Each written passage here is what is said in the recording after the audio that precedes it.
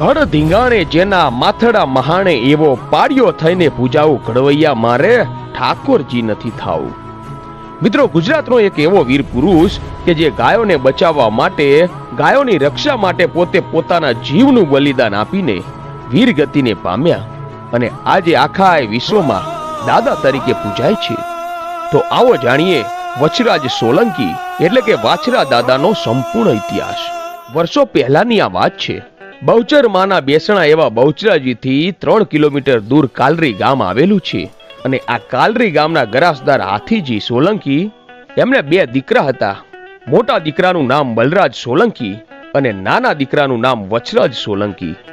અને સમય જતા બંને દીકરાઓ જુવાન થયા એટલે પિતાએ મોટા દીકરાને બધો જ વહીવટ સોંપી દીધો અને નાના ભાઈને ગૌધનનું રક્ષાનું કામ આપ્યું। હવે આ બંને ભાઈઓના મામા એ ગામની સીમથી નજીક લુલાળા ગામના ગરાસદાર હતા, જે એક દિવસ આ કાલરી ગામ મળવા માટે આવે છે। એમના મામાને કોઈ સંતાન ન હતું એટલે આ નાના ભાણેજ એટલે કે વછરાજને પોતાના ખોળે બેસાડવાની વાત કરે છે અને પિતા હાથીજી રાજી ખુશીથી પોતાનો નાનો કુંવર એમના મામાને સોંપે છે અને પછી તો મામા સામદ સંગ રાઠોડ પોતાની જાગીરના અધિપતિ વછરાજને એનો વહીવટ સોંપે છે। હવે મામા સામદ સંગ કુંવર ગામના તેમના જ ભાઈ વજયસિંહ રાઠોડની દીકરી પૂનાબા સાથે વછરાજ સોલંકીનું સગપણ કરે છે અને થોડા જ દિવસોમાં લગ્નનો દિવસ પણ આવી ગયો અને હાલના પાટણના નજીક સમી તાલુકામાં આવેલું કુંવર ગામ આજે આનંદનો દરિયો ઉછળે છે। શરણાઈઓના સૂર ગુંજી રહ્યા છે, લગ્ન ગીતો ગવાઈ રહ્યા છે અને એવા ટાણે માંડવામાં જુવાન વછરાજ સોલંકી 3 ફેરા તો પૂરા કરી લીધા અને વછરાજ સોલંકી ચોરીમાં લગ્ન વિધિનો 3જો ફેરો ફરવા જાય અને વછરાજ પગ મૂકે છે ત્યાં તો અવાજ સંભળાયો, દોડો દોડો।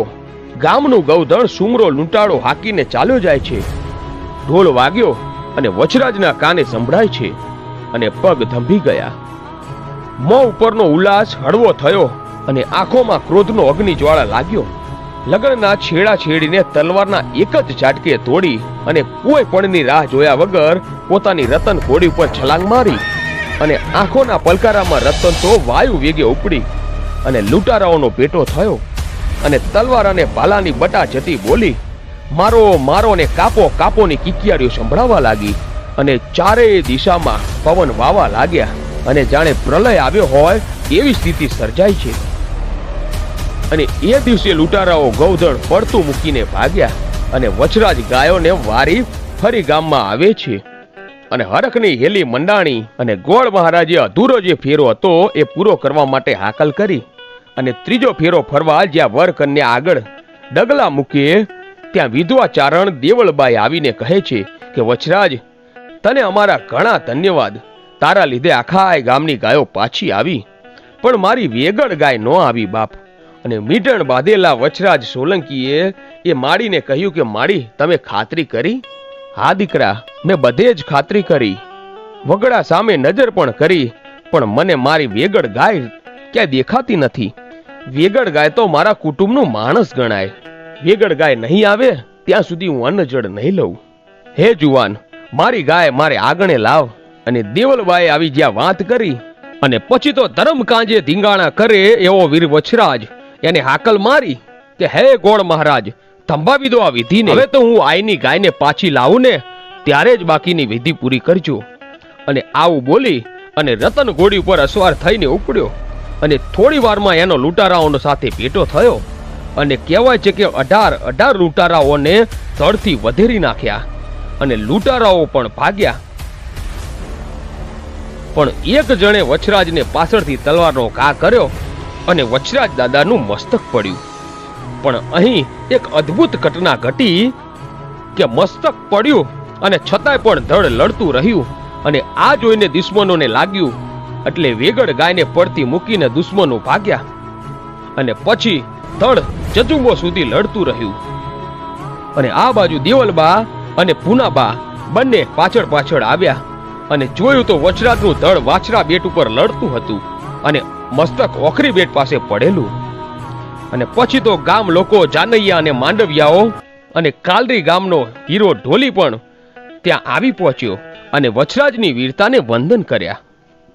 અને પછી તો પૂનાબાએ ચિતા સળગાવી અને પોતાના પતિનું ધડ ચિતામાં સુવડાવ્યું અને મસ્તકને ખોળામાં લઈને પોતે ચિતાને ફરતે ફેરા ફરી અને અધૂરા મંગળ ફેરા પૂરા કર્યા. અને પછી ચિતા પર ચડી અને સતી થઈ ગયા. અને દેવલબા અને હીરા ઢોલીના પણ ત્યાં જ પ્રાણ અર્પણ થયા. અને મોતિયો કૂતરો અને રતન કોળીએ પણ ત્યાં જોઈ જોઈને પ્રાણ છોડ્યા. ખુમારીના ખમીરને યાદ કરતા વછરાજ બેટની એ ભૂમકા અત્યારે તીર્થધામ બની ગઈ છે. તો આ હતો ગાયોની રક્ષા માટે પોતાના પ્રાણનું બલિદાન આપનાર અને આજે અમર બની ગયેલા વછરાજ દાદાનો ઇતિહાસ. ચડેલા મરદોએ આજમાણ્યો કશું બીનો રણ, જેના માથા પડ્યા અને ધડ રે લડ્યા, એણે જાણ્યો કશું બીનો રંગ.